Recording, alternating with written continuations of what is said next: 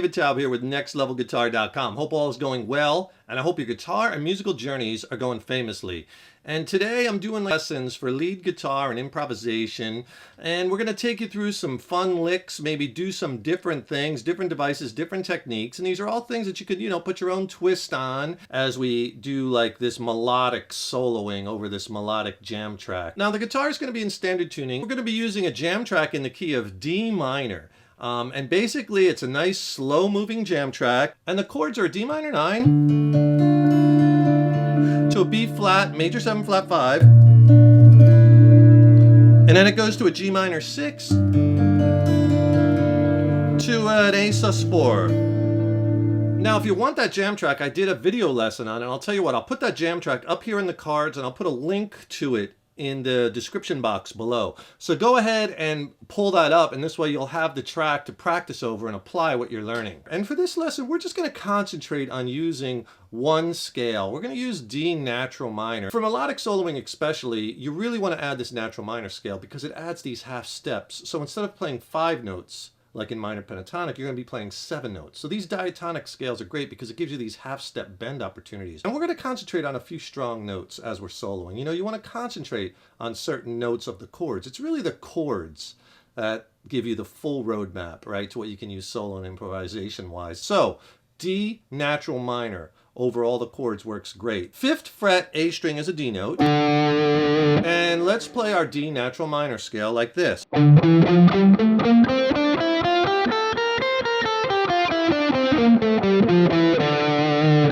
Get that one onto your fingers. It's nice because just one finger per fret. Now if you want to see some of these scales that I'm talking about drawn out on paper, sometimes it helps to kind of have that visual, right? I could really help you with that. Tell you what, click on the link in the YouTube description box below. I'll send you a killer ebook. It's my biggest rock blues soloing ebook. It's packed with like 29 scale diagrams, soloing strategy, major minor key, lessons, exercises. It's awesome. I'll pair it with a video lesson on some easy ways to spice up your soloing. I'll send them both to you for free. Video lesson and ebook. Just click on that link below. So let's tear into some melodic soloing, right? As you could see already in that scale, different than minor pentatonic is you have this. You have these half steps here on the high E and on the B string, and you also have them here on the D and the A string, and those are really important. So I was doing things like this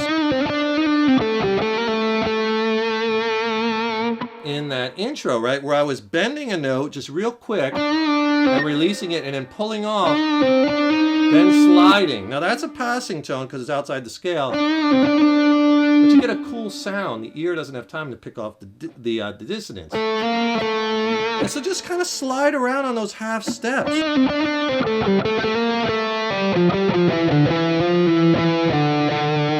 And you can get all these kind of cool melodic ideas. Now let them ring out. Like I did in the intro. It's so important to leave lots of space, especially in your melodic soloing, especially early on. Check out this lick I did. What I did there, I did a little string rake. You don't necessarily have to do that, but basically 5 to 6 on the B string. And then I bent with one finger. I'm bending up 5 to 6. That's a half step bend. You want to match that pitch, right? So now you can hold it, let it down. You get the bend, you get the hold note, and then when you let it down, you get another note. Okay, and then I just went 7, 5, and then I slid 5, 7 on the G string. And what you want to do is take the notes and do things with them that are musically interesting. You got to kind of work them with our bends, like I'm showing you. Slides, using palm mute, not palm muted. Bend up, bend down, vibrato. That's how you're really going to start making your leads start to sound like music. You just can't play the notes of the scale, right? This is the building block. That's not music. But when you take the notes, now we're making music too. Notice instead of 2 going from 5 to 7 on the G, I slid, which is a different sound than this. And then I added that vibrato. Right? And you really want to work that vibrato. I did something like this if you want to get a little fancy.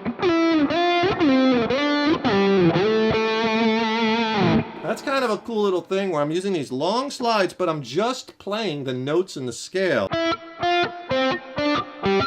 Those are the notes I'm playing, but I'm sliding down from anywhere. Just come in with that long slide.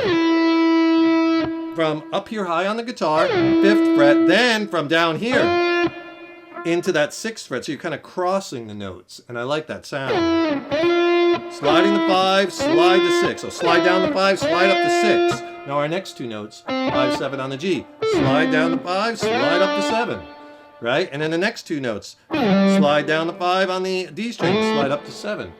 That device works with any scale. You could use that with anything, minor, pentatonic, whatever, but you're getting all these passing sounds from these quick slides, and it looks kind of cool, right? We're going to concentrate on some of these notes. We're landing a lot on our D note. That's our root note. That's a really strong note. Or we're landing on the A note. Because in D minor, right, a D minor chord, you have a D note, an F note, and an A note. So those are all great notes to land on. D, right, here's our A, and then there's our F note. That's the notes in the chord. So those are your strong chord tones.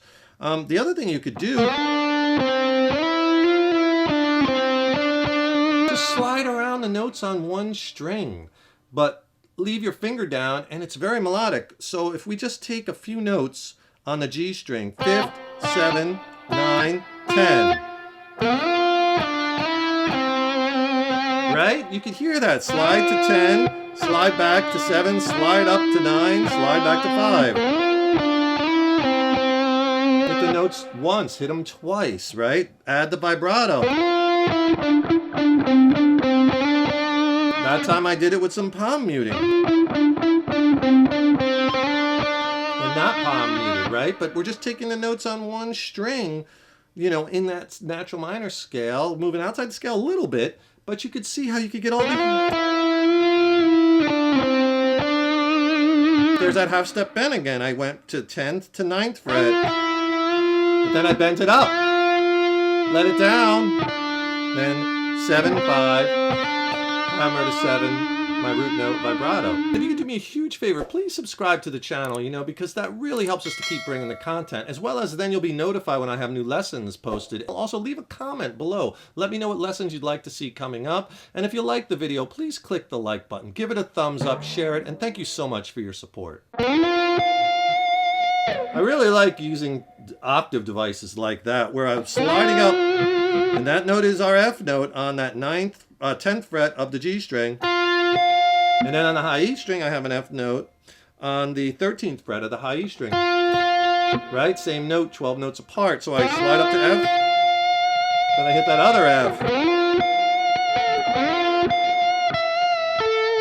I played the rest of the lick like that in the opening. I just slid up to the octave. Then I took that 12th fret and I bent it to the F with a half step bend and let it down. And then I landed on that A note. Why? That A is a strong note, right? In the chord on that 10th fret on the B string. So you get the... Held it with vibrato. Half step bend. Let it down and into our A note. One of the licks I did was something like this.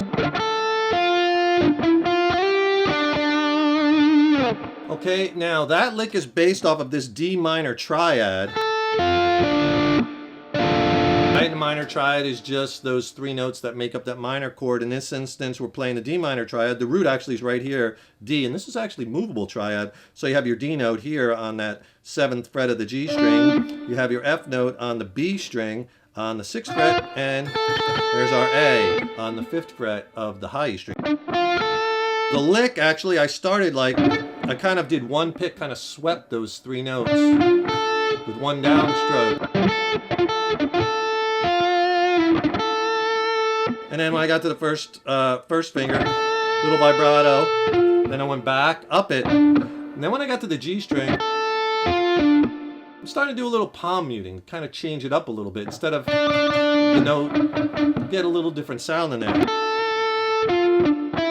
Then I just climbed right up the scale, and then I slid up to my G note at that 8th fret.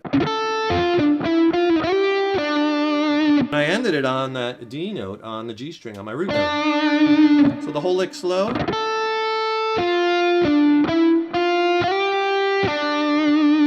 Here it is up to speed. It's a cool lick I was doing. I was combining some arpeggios together and I got this sound. Okay, so what I was doing there was I was playing this minor arpeggio, but I was sweeping it. So I was sweeping it as I was kind of descending it. And then I quickly hopped back up to that F note on that high E string, so you got to skip a lot of string. And then I slid it to my D note, and I played, and I kind of swept that where I'm playing those notes, 10th fret on the high E, 11 on the G, 11 on the B, 12 on the G, 10 on the G, and then to 9, like a minor 6, D minor 6 arpeggio. Then I slide that back up to the F notes from 9 to 10, and I ended it on the F note with the octave, F 13th fret, so slow.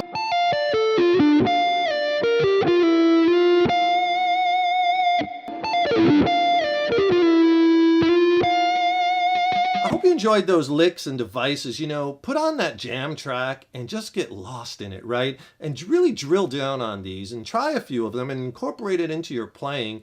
Put your own spin and your own twist on it. Don't forget to subscribe to the channel. That really helps us to keep bringing the content, as well as then you'll be notified when I have new lessons up. And don't forget to click on that link in the YouTube description box. Get my free killer reference ebook. You'll use it throughout your guitar journey. I'll send you that in a video lesson for free. Just click below. And thank you so much for checking out this lesson and for your support over the years and years. So appreciate it. Keep up all that hard work on those guitars. Have fun with it, right? And remember, your guitar playing is an evolution. So enjoy the journey. Take care, rock on, and I will see you in the next lesson.